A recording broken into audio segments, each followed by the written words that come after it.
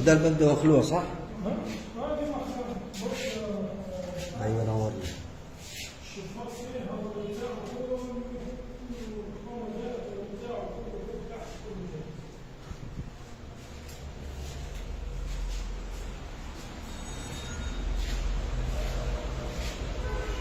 يعني دي غرفة غرفتين صح؟ ايه دي أوضة.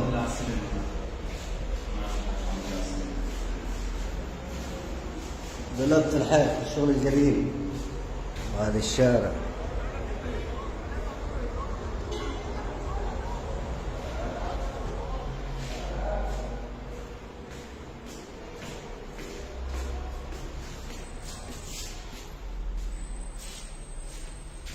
الغرفة الثانية بس بزاوية، الغرف كلها بزاوية مش طولة. انا اشوفها بالعكس. مش طولة بس.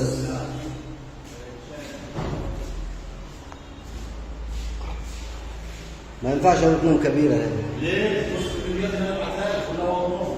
ها؟ لا لا البيت اوضه نوم تمام. ما تشيلش. لا لا اوضه نوم انا سألها فيديو. شايلة أوضة نوم هنا؟ لا هنا ممكن. شايله اوضه نوم وهناك اوضتين صغيرين للعيال. هنا كانت أوضة النوم صح؟ هنا المساحة هنا أفضل. والسريرين صغيرين. ما أنا شايف في الفيديو. ايوه. وده الحمام.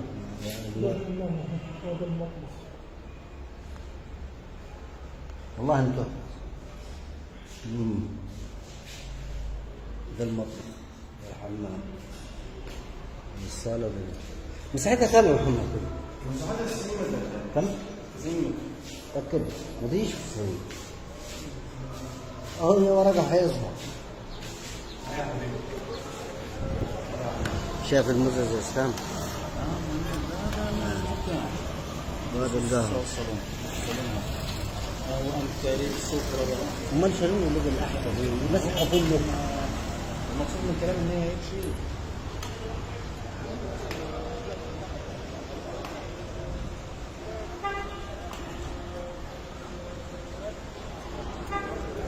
هذا كده موقف الاتوبيس اهو.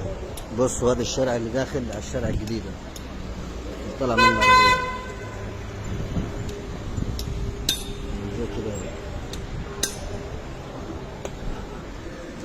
ما ينفعش ميزة غير انها على الشارع. والصالة بتاعتها مربعة وحلوة. جميلة. يلا يا عم يلا.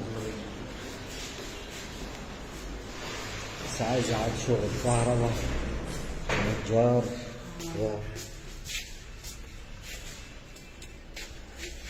هذه بابها بابها حديد. وهذه سلم هي. وهذه الاسانسير بس مش شغال.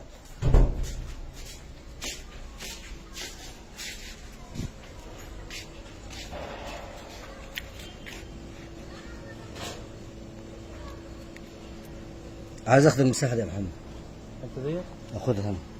ممنوع. اصبها كده واضمها على قهوه. والمحل. شوف عايز تعمل كده امتى وانا معاك. تعملها يعني؟ انا اعمل العمل. وهد السور وادخلها في القهوه.